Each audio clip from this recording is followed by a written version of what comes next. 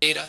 So their survey was directed to RAC, and I guess so.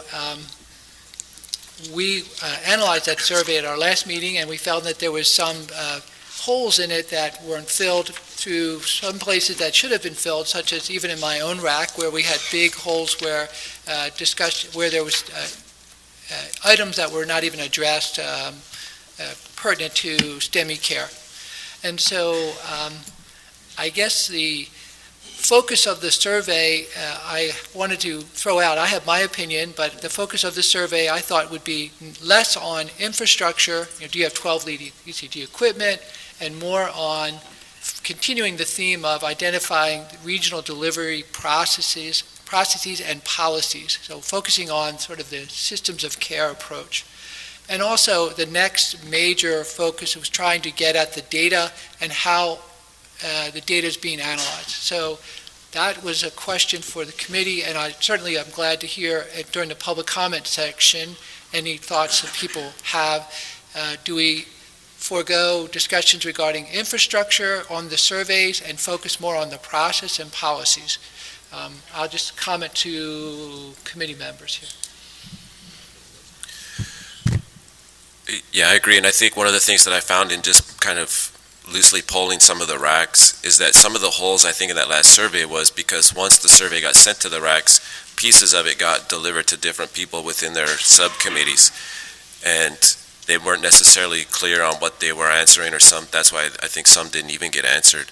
And I think once we have exactly the questions that we want, I think to avoid those holes, it seems like the best thing is just to send it just to the executive directors of the RACs, make them responsible for collecting that from their subcommittees, so that when it is returned back to us, it's complete as a survey, and we don't end up with the same holes that we had last time.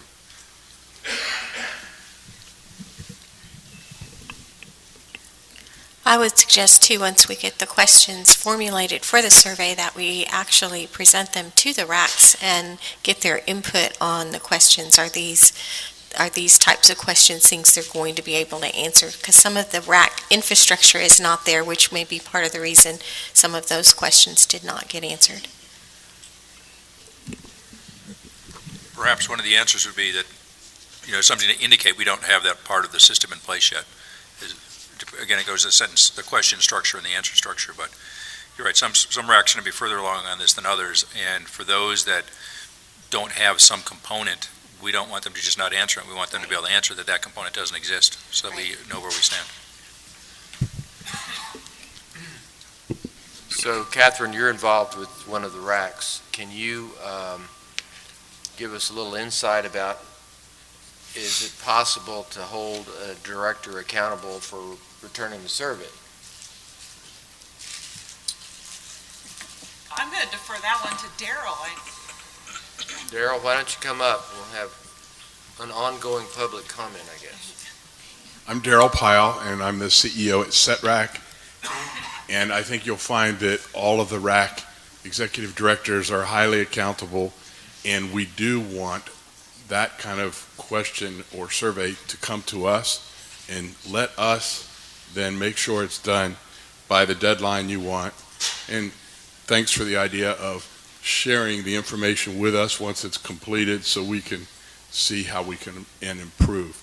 So I don't think you're going to find an executive director that would turn down the opportunity to make sure you get good data in a timely way. So is there a collegial organization of executive directors where peer pressure might come to play? Yes.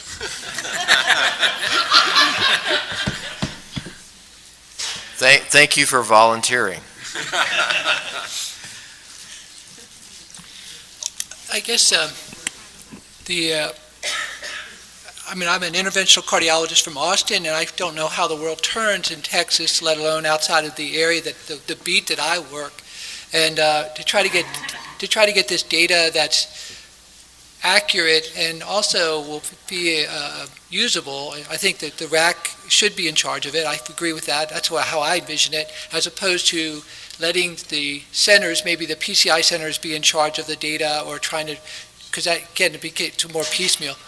So I appreciate that, and I guess it would also give RAC leaders an opportunity to interact with their rank and file, whether it be PCI or non-PCI centers. Okay, so the next issue is the infrastructure-heavy survey versus a data-heavy survey. Data could be something as simple as, is your RAC monitoring first medical contact to device time? And obviously infrastructure would be, do you have enough 12-lead ECGs? So any comments on that as far as, because again, any survey could be too long to even answer, and I think that's a survey myself, I'm thinking 50 questions max. So any comments from the committee about that as far as that issue? Because again, it makes it a little easier to focus on what types of questions to generate. I'll take a crack at it. So I would sort of turn the question around a little bit. When we get the results, what are we going to be able to do with it? So, with equipment, are we going to be in a position to somehow facilitate these organizations getting equipment? Therefore, we need to know what equipment they don't have. Now, with processes and data, again, if we find out that they're not getting it, are we going to be able to turn that around and somehow leverage that information to help them get to where they need to be? I mean, I guess it goes back to what the mission statement of this, our cardiac care committee is, in terms of, shining a light on something may by itself turn resources. I know in our own RAC, we were fortunate enough when we discovered some underfunding in a certain area or equipment, and we were able to generate that. So that was a nice success story, but it would not always be the case. So I guess I'm still optimistic what we do with the data, that something good will come up with the data, that this is not just a process that we're doing. So I guess I go back to, I could throw that out as an email to the committee members if you'd like and get a vote that way, and people can think about that, because you can see how when you're generating a survey, you're kind of like, oh, where do you start? And so the data piece, I personally feel like the data, this should be a survey heavy with data. Like I said, first medical contact, as far as, is anybody collecting mortality data? Does the RAC chairman, do they see mortality data? That stuff. I think that's always hard to get in even refined centers. So, and then the data sharing issues, that's also something that, is that a reality in data sharing? So I see your head nodding and stuff. The committee members, does that sound like those are pertinent questions? Timely questions as opposed to going back to what's been asked before. I would just add, I think the data is the way to go, because with the equipment, I just, trying to simplify this, from the pre-hospital standpoint, you've got a 12-lead acquiring piece of equipment and the ability to transmit it, or you don't. There's not a whole lot of equipment really. It's expensive, it's extremely expensive, but you've got it or you don't. There's not a long list of pieces of equipment. At the hospital, I would defer to the cardiologist, but again, I would think you've either got it and you're doing CAS, or who has like a half of a cath operation, right? It doesn't exist. You've either got it and you're doing it, or you don't. And then your question is volume. So I agree with you. I think we need to probably focus more on data as opposed to equipment. And I'm just going to make a comment about the data and give an update on where we are statewide. We have almost 120 of our PCI-capable hospitals. We have about 141 in the state, and about 120 of them submitting data voluntarily to the Action Registry, get with the guidelines. In April, each hospital now gets their mortality data through their registry report, and in April we'll have data for STRAC and CETRAC mortality data because of the compilation of, and in Austin, the CAT-RAC, because of the compilation of that data into a regional report. Lonnie, in your experience, how many RAC chairmen are they aware of that process, do you think? Or?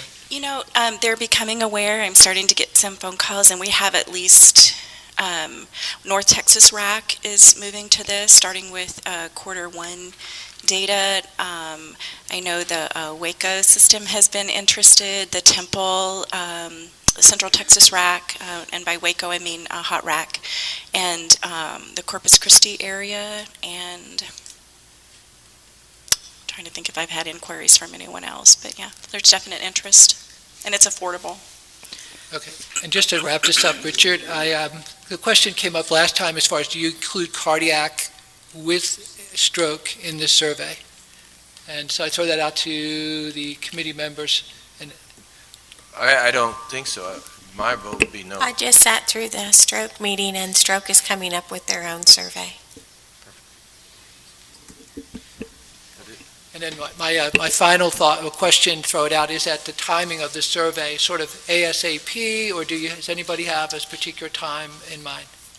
I think we ought to conduct it and report it by the end of the session, which would be August. So Okay. that, I think that's sort of finish it up by August. Yeah. Okay. Good. Thank you very much. Nice work. I've been asked to do a brief overview of the new STEMI guidelines. If you could put my slides up.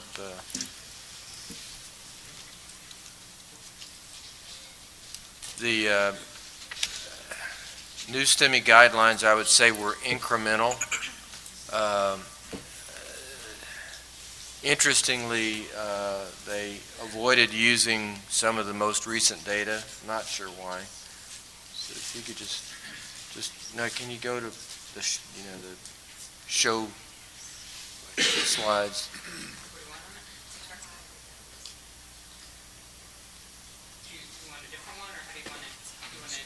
The whole screen. The whole screen. Yeah. Slideshow. Slideshow. There you go. Slideshow. Go to slideshow. Oh, at the very top. Can somebody help her with that?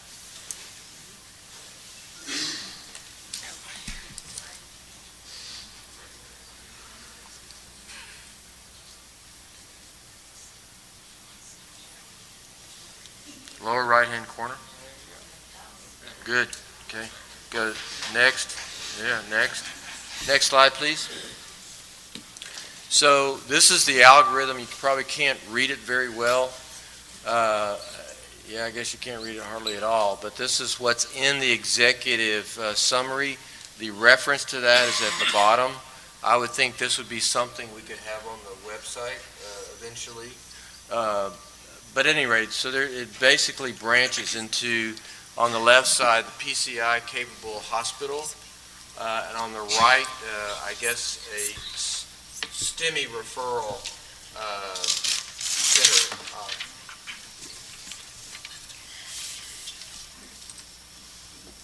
And so there would be that would be the branch point. So when you get to a STEMI referral center that didn't have PCI capability, the